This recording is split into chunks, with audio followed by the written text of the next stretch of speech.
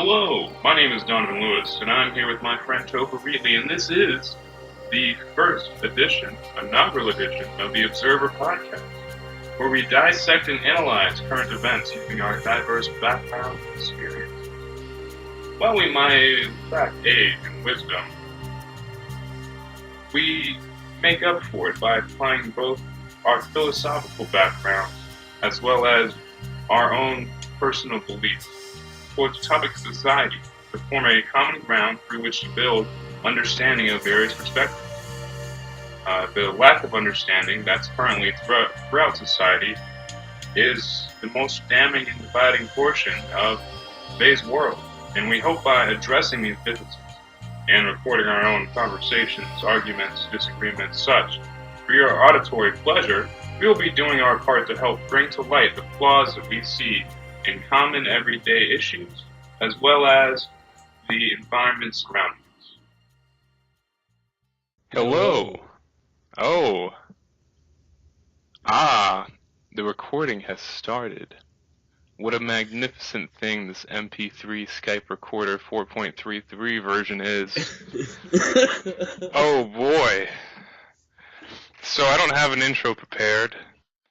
I don't remember what our first topic was going to be. If you could go ahead and refresh me on that, if you have notes. I do actually have notes. They're 17 words long, and most of them is Satisfaction Podcast, Donovan and Topher. And one thing, so I had our introduction, and the introduction is just introduction. And I think we started it off pretty well. You know, starting it off as just... I can start it off using the introduction we already have recorded. But one thing I was wondering if we could do is start off every podcast just asking, how was your day? And then end every podcast in, how do you think tomorrow will be? Okay. So it's about satisfaction, huh? Satisfaction, and also, you made the point of we aren't satisfied as much as we used to be, in that we're trying to fill our satisfaction with, like in Lex's case, he has Netflix, he fills it up with internet, and also we fill it up with internet. And my argument is we've always been trying to fill our fake satisfaction with temporary things.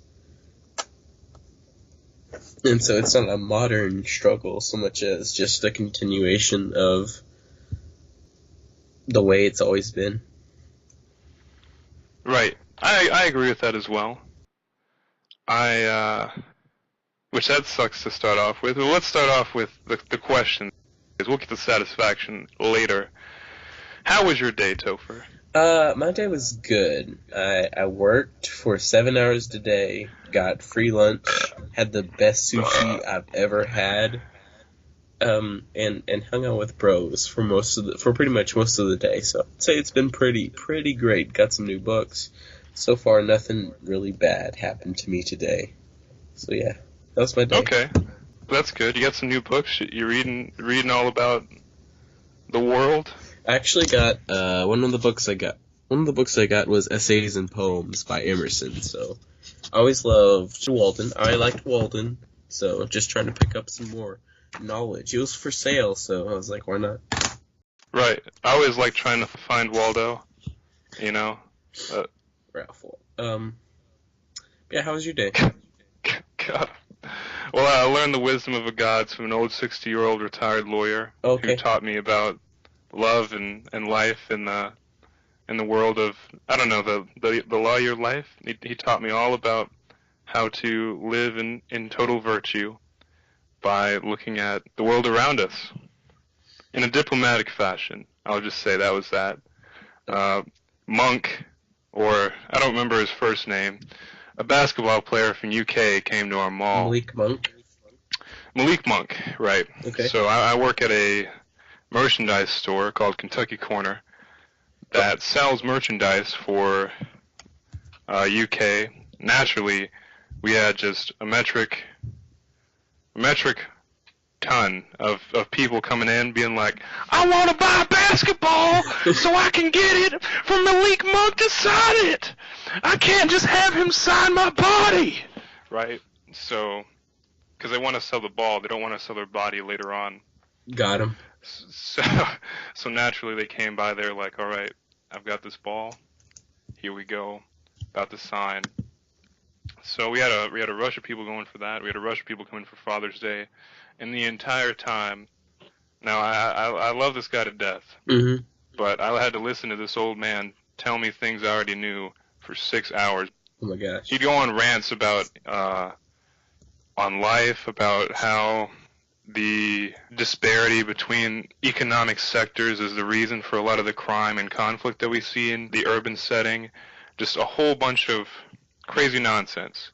Most of it, I was like, all right, that's reasonable to consider from your point of view. Some of it was outright just nutso stuff, but I like the old man. It's a lot of what I've already heard from other people so much, and a lot of it's just they see the shell on the outside. They don't dig deeper into what's actually causing the problem. They don't try to think about what's beyond the shell of the egg.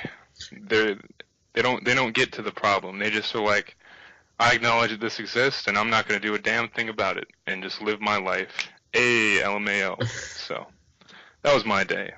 Okay. So, when you're talking about that reminded me of another conversation with a student at our college, University of Kentucky. So, did you feel like, compared to other conversations you've had, do you feel like he had a better handle on it, or worse, or what did you feel about his opinion?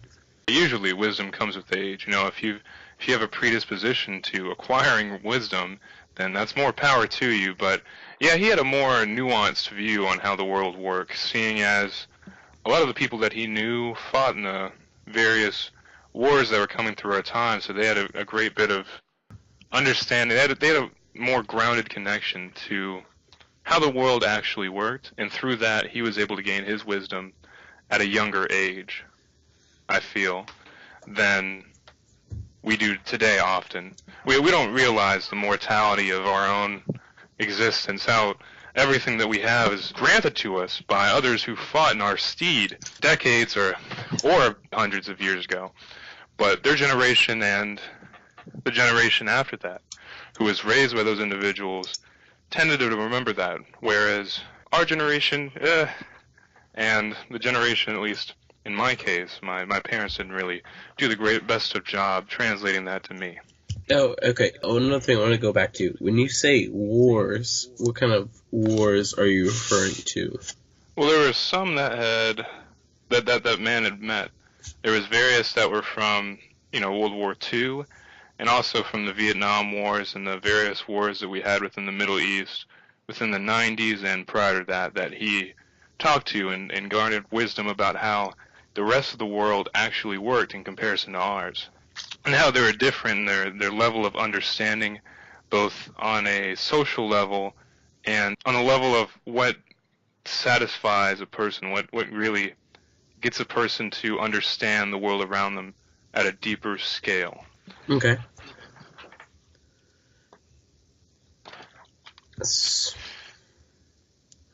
So, I guess one of the things we're trying to do in this podcast is, I don't know, would you say we're trying to would you say that we are combatants in the war, or? It's less of a war and more of a continuing conflict. Okay, it's not like I got you. We're taking our pitchforks. We're going out there and we're just like, we're making a stand, all right? This is what we think. This is what we believe. Everyone needs to believe this way or else they're not believing at all. We're not doing that, right? We're just sitting down. We're taking a good old microphone. We're talking to each other, and we're recording that for either future reference or for others to take what we're saying, think about it, and come up with their own perspective on how that could be correct or incorrect. Okay, I guess. So when it comes to satisfaction, yes. I suppose we're going to continue on with this statement.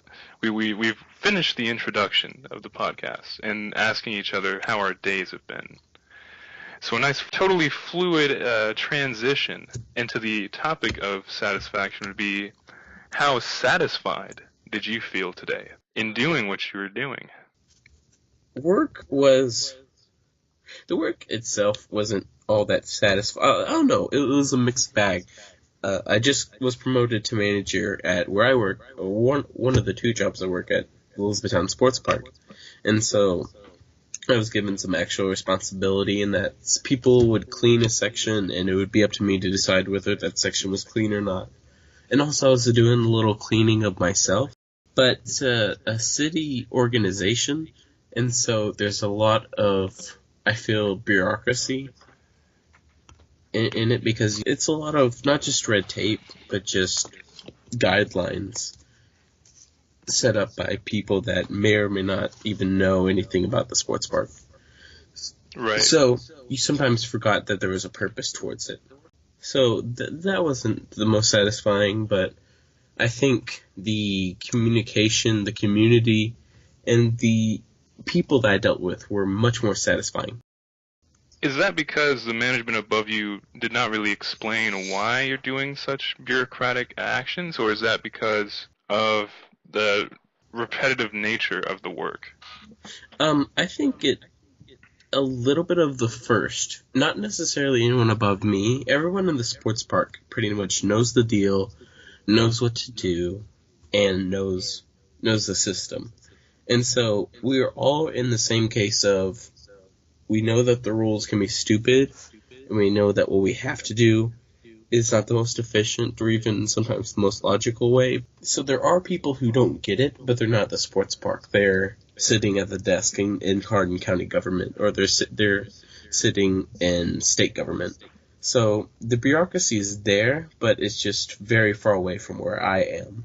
Now this brings up a couple of interesting questions. When it comes to satisfaction, first off, how do you judge satisfaction in your day-to-day life when it comes to things such as this?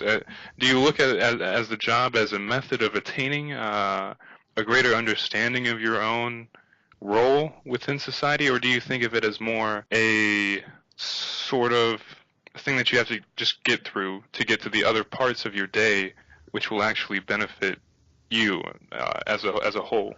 I think in my mind, especially when I start out at doing something, the satisfaction I get is what I have to look forward to, the end goal. But then satisfaction also creeps up in little ways, whether it's the people I'm working with or just something that happens. I find satisfaction in two ways. One, in finding the end goal, but I found that I get most of my satisfaction from surprises that kind of pop up. Like, sorry to go off on a tiny tangent, but 2 days ago, we were having the ice machines jam up at my first job at an ice factory, and so we were kind of in a lull, and so that was very tiring and just irritating. But then we started horsing around and we still got our job done, but we were able to let down our barriers, and that was a nice satisfaction that I never expected to happen. So I get most of my satisfaction without expecting it, and I find like satisfaction that I do expect to be less of the actual happiness. All right, so when it comes to those moments of surprising, the moment where you're like, wow, it's nice to feel this way, does that come in passing, or does that effect come immediately? Do you immediately feel as if, that was something unusual? Or, furthermore, is the unusual effect of it what spawns this satisfaction? I think the fact itself brings satisfaction, but the unusual takes past my expectations. And I think the unusual amplifies the satisfaction I get. So that when you expect something and it happens, you're like, okay, that happened, but I expected it to happen. So your satisfaction isn't as great as it could have been. But when it's a surprise and it's a happy surprise, I think your satisfaction is much higher. So I think that the satisfaction itself is based on what exactly is happening. But then when your guard is down, then it is more likely to come into your life. By not actively searching for satisfaction, you inevitably find it. Is that what am I understanding that correctly? I think for me it is true. But I have been able to find myself at a certain part of my life where I can find satisfaction in that part.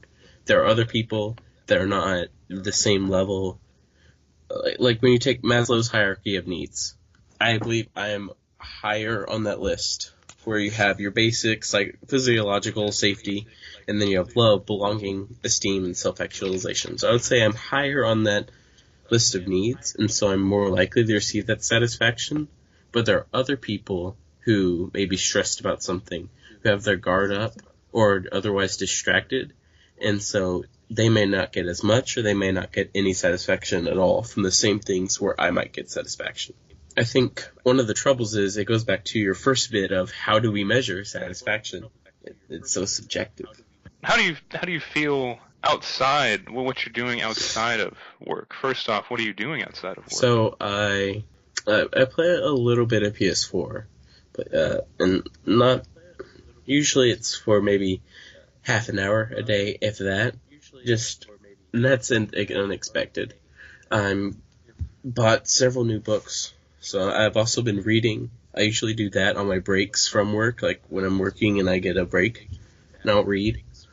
And I'm also doing a little preparing for UK. So, like I said, I like to have things to look forward to. I'm looking forward to the fall semester, so I'm also getting ready for that. I don't really have a plan of things that I fill out. It's just things that come onto me in the moment. Really, the only thing I have planned is just to pick up reading again. I haven't read in a long time regularly, so I'm just trying to pick up reading regularly again. That's the only really plan. What about you? What do you fill up outside of? Well, until about 2 nights ago, I was doing what one would consider completely irrational. How so? And it's completely irrational in that I was spending more time playing PS4, watching YouTube, than I was utilizing to play real life. I've been there. Yeah. I've been there. Yeah. And that was the constant struggle. And the reason I did that is because I was attached to past mistakes that I've made in my own life that made me hesitant to act again in the real life. So as long as I keep those attachments to the fruit of action, I'll never be satisfied. As Krishna states within the Bhagavad Gita, saying, with no attachment to the fruit of action, always satisfied, independent, an individual will become enlightened. I managed to never become enlightened within the past month and a half that I've spent outside of school because I simply just kept going and going and going. If I wasn't on PS4, I was on YouTube. If I wasn't on YouTube, I did read a couple of books, but ultimately it was just to keep me going so I didn't have time to stop and think.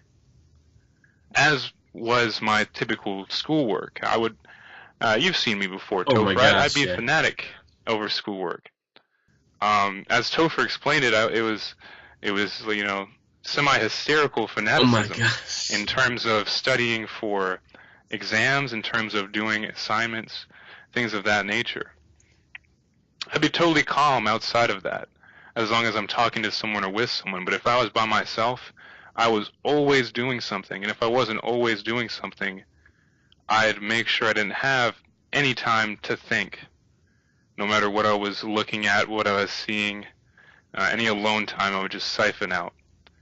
And eventually it all came to a head about 2 nights ago, where I took the time and I was listening to chem lectures. I'm taking an online chem course through a community college. I was listening to chem lectures and I decided to just stop.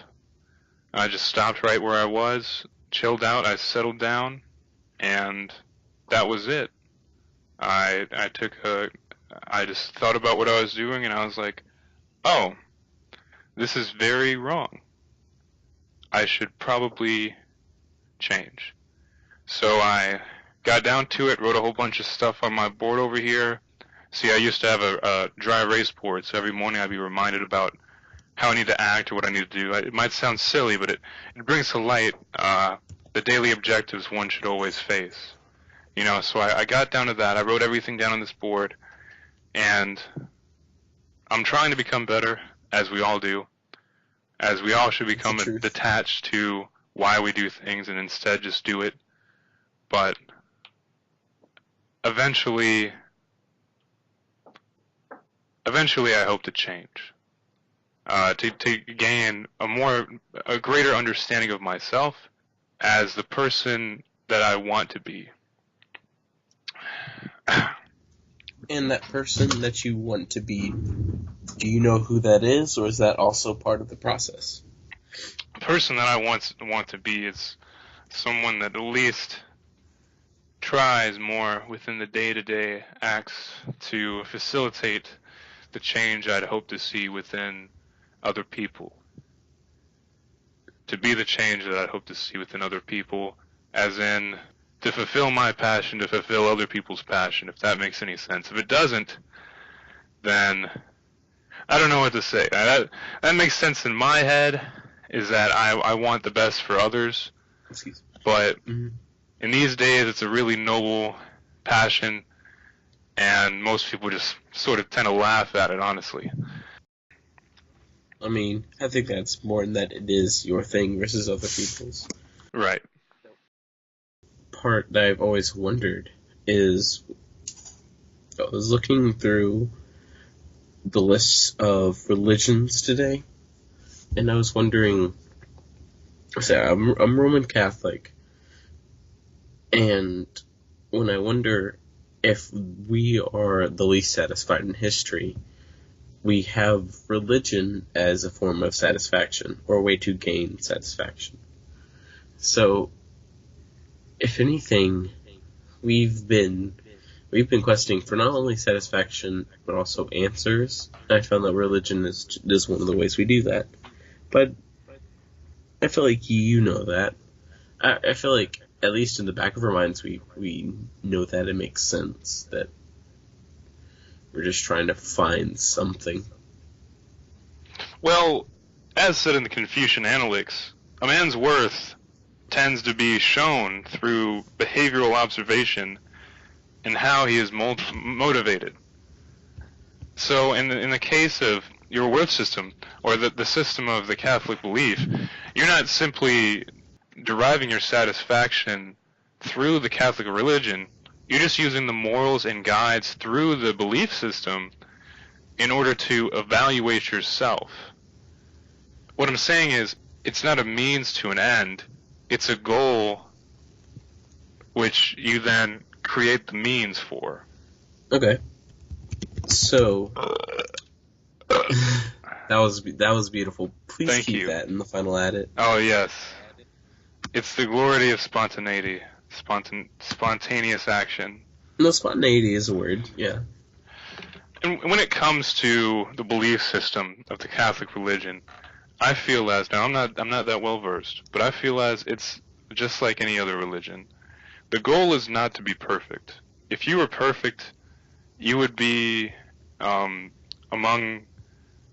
I don't know, you would transcend into the level of godhood. Yes. Obviously, yes. No one is perfect. The goal is to try as hard as you can with the belief system that you have in order to reach that ultimate satisfaction. Mm-hmm.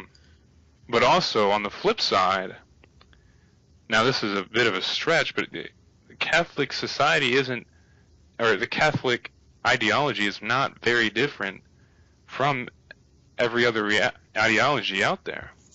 Now, you stated it was, but you got to think about it. They want you to give up things. They want you to detach yourself from certain actions in order to fulfill a greater goal in mind. So if you detach yourself from this sin, that sin, you confess your sins, blah, blah, blah, you're detaching yourself through the confession of sins from the hardships that you have placed upon yourself for little to no reason. For example, if you commit a horrible act in the past, okay, confessing your sin means that you recognize that fact and you're now trying to move past it. That's the whole point of confession, is you recognize this, you tell, or at least from my point of view, it's the whole point. You tell God, hey, I have done this. You tell him through his personage, the pastor, whatnot, whatever they are called in the pulpit. You tell them, this is what I have done, sir, and he forgives you, just as anyone would forgive you, since you can no longer have control over these events. You can change to become a better person. And that's all these belief systems that we have in the modern world are focused on becoming a better person overall, changing, rather than growing stagnant.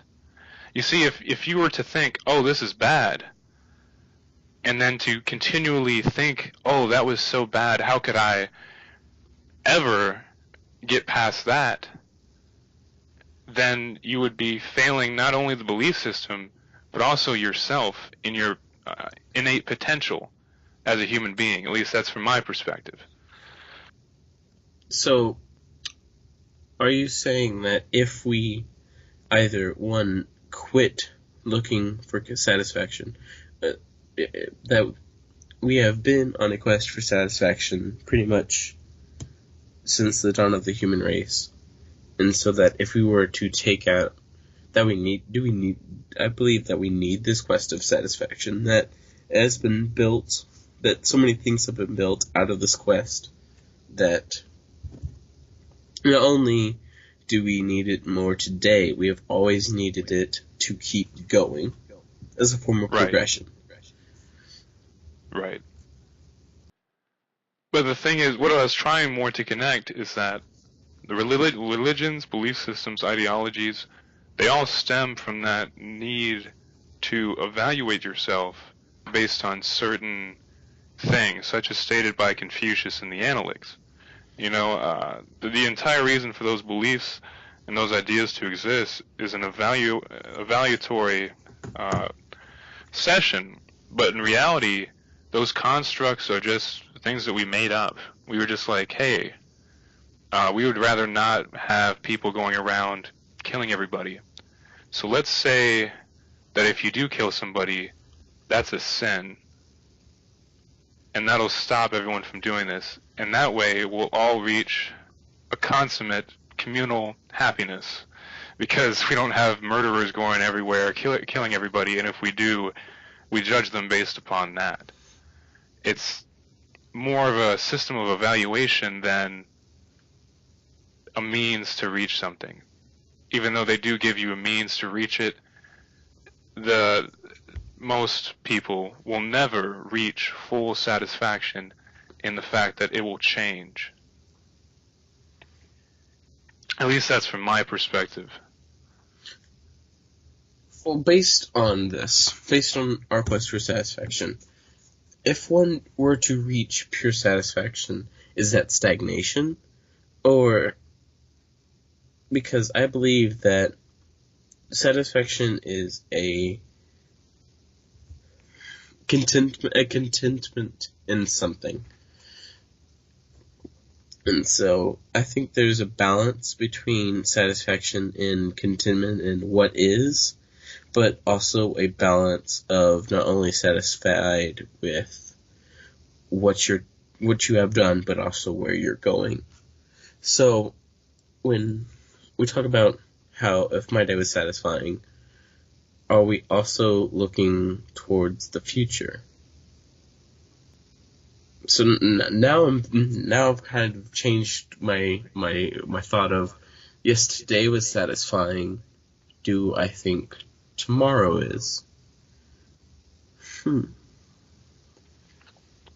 Well, in terms of my background, I feel that through the studies that I've undergone, that you can never really reach a point of satisfaction. If you were satisfied, why would there be, except for pure virtue, why would there be any other reason to continue on through the next day, through the next moment, if you have reached a point of true and utter contentment? When I say satisfaction, have you been satisfied today? It's more an evaluation of how do you feel you've worked towards achieving your goals, which is ultimate satisfaction. So in terms, what I'm trying to reach here is that there's two types of satisfaction. You have the temporary moments that you occur throughout typically any given day of, that was a moment which I found was truly enlightening, or that was a truly beautiful moment. But you haven't reached the ultimate satisfaction of, I feel completely fulfilled. There's no reason for me to be here anymore, since I have completely fulfilled my purpose on this realm, upon this plane. Why would I even go on? That's why, as in the Swan Shi, you must be content with what is happening around you and go with change, rather than stick to those fleeting moments of satisfaction as if they can fuel you further on. You have to continuously evolve and adapt your beliefs and feelings as you go along. Sorry, that was deep. I'm just not internalizing, but receiving that for a second.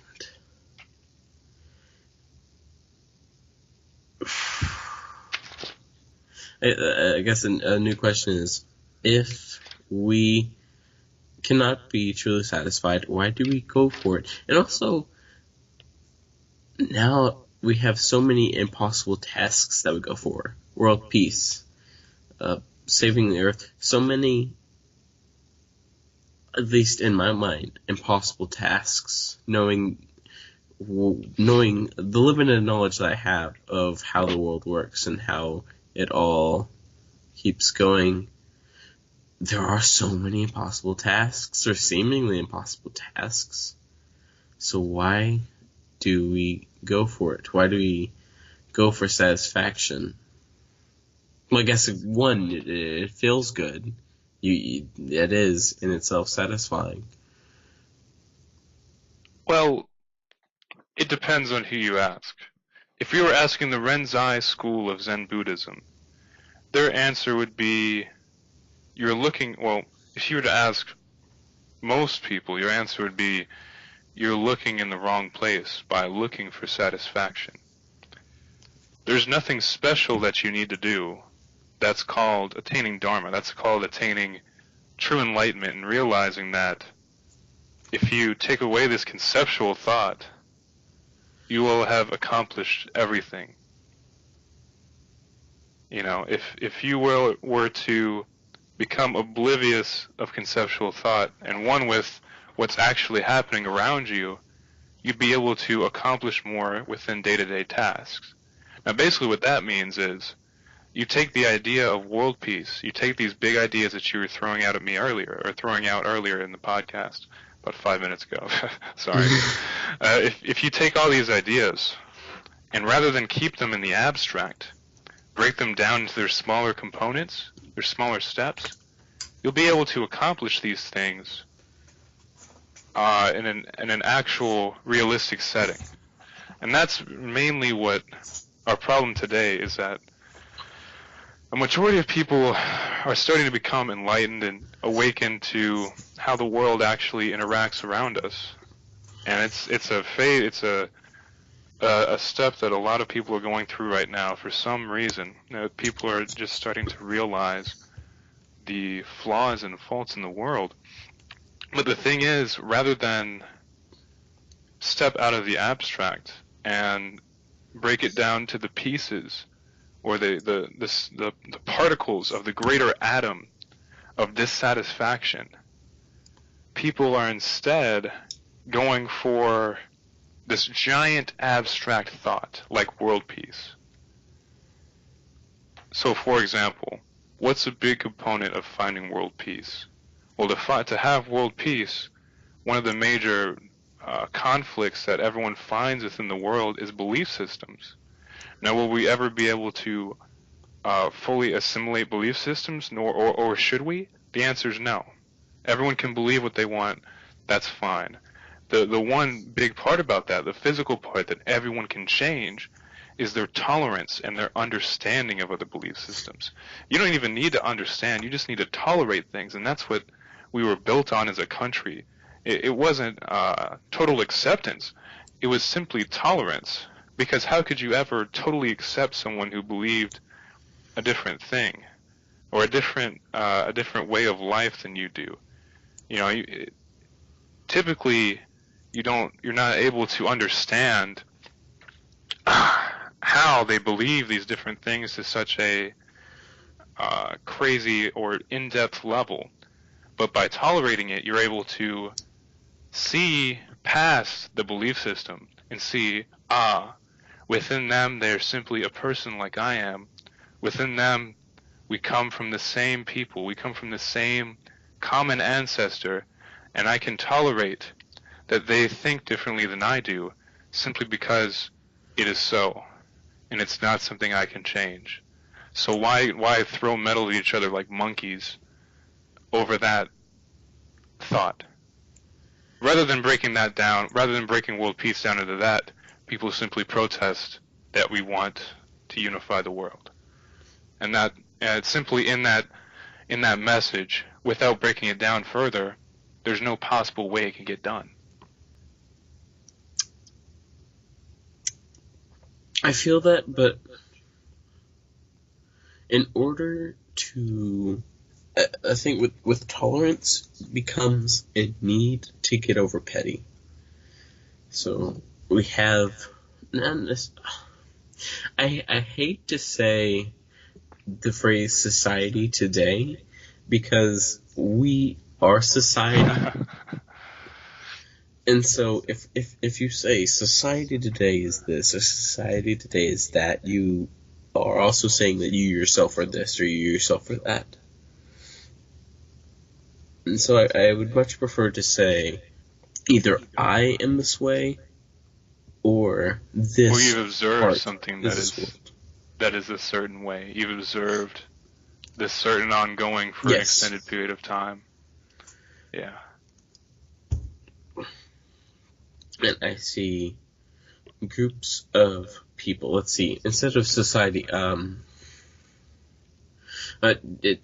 my own in the church, you have petty, you have radicalism, but not just in Catholicism, but in belief systems and in political organizations. You have petty, and you have bureaucracy, but also because we don't have larger threats, or the larger threats are not so easily seen, we have smaller threats that, while they may not really matter, and their actual gravity comes from our feelings of them. So in order for unity, not only do you have to break it down, but you also have to get rid of these small, petty problems that people have, that I have, that you have. So just as world peace is made up of, can be broken down into multitudes of tolerance, multiple levels, I think you also have the multitude of problems, the small, just issues that build all together and that also create the problem that is world peace. So not only do you have to break it down into solutions that are small and achievable, but I think you also need to either find some way to get rid of the petty or create a greater need that overrides the petty, in that we can set aside this. We can increase our tolerance because this needs to happen. And until that great need arrives, or until we find a great need, or until we wake up and realize that there is a great need, then we can't really achieve greater things. You can break down, but you also have a mountain of small little pebbles in your way. Now, in that factor, I might disagree. Okay. You see, when it comes to to things that we have today, pettiness, that arises from the complications, the unnecessary complications we have made in everyday life. By simplifying these big ideas into steps that you can easily attack, steps that you can easily conquer, that reduces the tendency to pollute the ideas through hostile or negligent thinking. Out of the complications that we create, the differences, as said in the collected sayings of Buddha, the differences that we have breeds those who complain, fight, or compete. So by simplifying these complications down into easier methods, then we are able to halt or reduce the breeding of misinterpretation and unwholesome qualities throughout our day-to-day lives. Now, what that means, basically, in a modern sense, is in order to get rid of the petty, we would need to simplify these ideas that have things that people think are petty, to eliminate these things, or the idea that these are petty, in order to get rid of the negative thoughts in the first place. So basically the answer to that is simplification. As I stated earlier, when you take this bigger idea and you break it down into its simple steps, rather than keeping everything super complicated. Like an idea like world peace, that has so many facets. So that has an incomprehensible, at least to me, amount of facets and variables that you would have to take into account. But if you break it down and work on one factor at a time, if you had groups working on different factors at a time, it could possibly become attainable, in that the global collective effort would be working towards it, since obviously it can't be done by one person. The global collective effort. Yeah. Global collective effort, that would be a great thing, but sadly you have all kinds of overcomplications, such as nationalist beliefs and political beliefs, complications of simply ruling man. People want power, people want all these things, which exactly breed that sort of contempt and that sort of hatred for one another, even though it's really unqualified. As I talked about that old man I talked to today, as he said, we all are common ancestors, or we have common ancestors. We're all distant cousins, very distant cousins of the same two people. The human population was greatly bottlenecked at one point, but we just lack the ability to think about how this is affecting the other man. We lack the ability to think of other people who have different belief systems as being just another person. You know, that's really all they are. Whew, okie dokie. Do you think we've hit a good stopping point for today? Unless you have other questions. I don't personally. I was woefully underprepared, since I told myself I would prepare this morning, and I slept until 12. I simply had to accept fate rather than dwell over the past and in dissatisfaction. So that's what you did there. No, I mean, I think as our first podcast and, well, our first recording, and also we're still figuring out what exactly it is that we're doing. Right, so with the conclusion, you said we were going to ask, how do you think tomorrow is going to be? I don't know, I was a bit cynical throughout this about the human condition, but I myself am looking forward to tomorrow. Father's Day, My grandmother's gonna make more food than I can possibly stomach. I will have to work, but that'll be alright, because I have the thing to look forward to, Father's Day dinner, and then I'm sure something interesting will happen along the way. So I feel satisfied about the way tomorrow is looking. How about you? Well, first off, before we end it off completely, Okay. have your feelings about satisfaction changed as we've talked this past hour or so? I think I don't know if my own feelings of satisfaction have changed. But I do feel that I am more connected with the world and the way the world feels. I feel like through our conversation, seeing your impact and seeing my impact, I have a greater self-reference for both myself and also the world around me.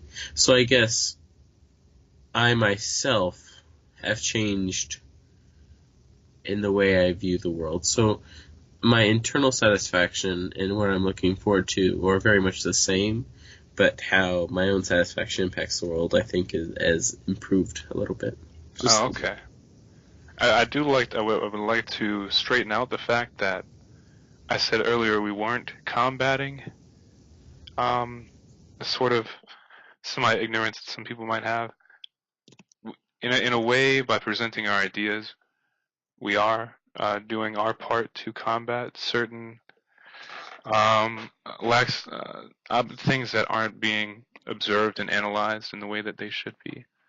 But it's just in a very different manner. It's by presenting our own opinions, by presenting how we feel about subjects, that allows others to take in these ideas and dwell over it themselves.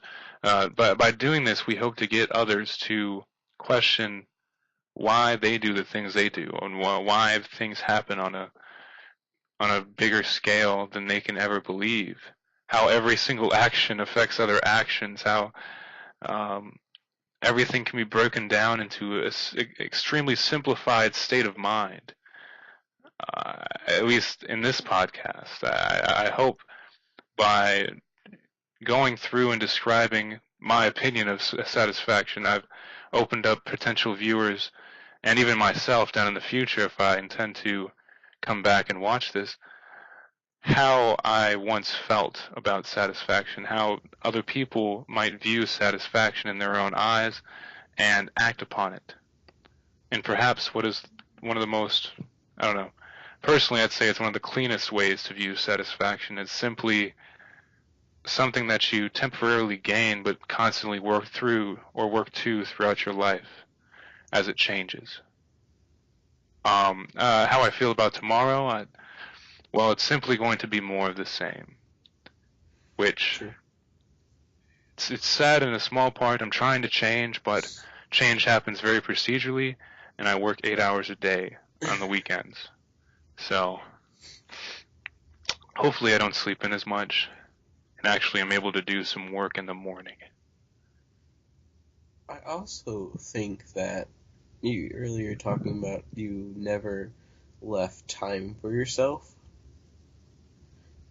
and that you needed to stop. So I'm glad that we could finally settle on this podcast tonight, and I think it certainly gave me a time to sit back, focus on this, Right. turn off other things, and just relax. So thank you. Right. And then that's always good. My vision was clouded by memories. I had yet to confess my sins in the pulpit and present my ideas to the greater beholders of the universe. I'm kidding. I had yet to sit back and just let it go, let everything go. Because ultimately, can I go back and change it? No. Can I change now? Yes. So that's ultimately the best choice. Alrighty, well, we've covered any conclusion statements that you want to make as we exit? I pretty much just made my own. So yeah, and me too. So, oh gosh, a little off topic at times, but I think that was proper for our dialogue. It was off the cuff. It was very, I think, good for our first podcast, or very good for our first delve into this relationship. So I appreciated it. I was underprepared, just as you were, so, but very satisfied in the way that it went. Gosh darn it. That's how the podcast will end.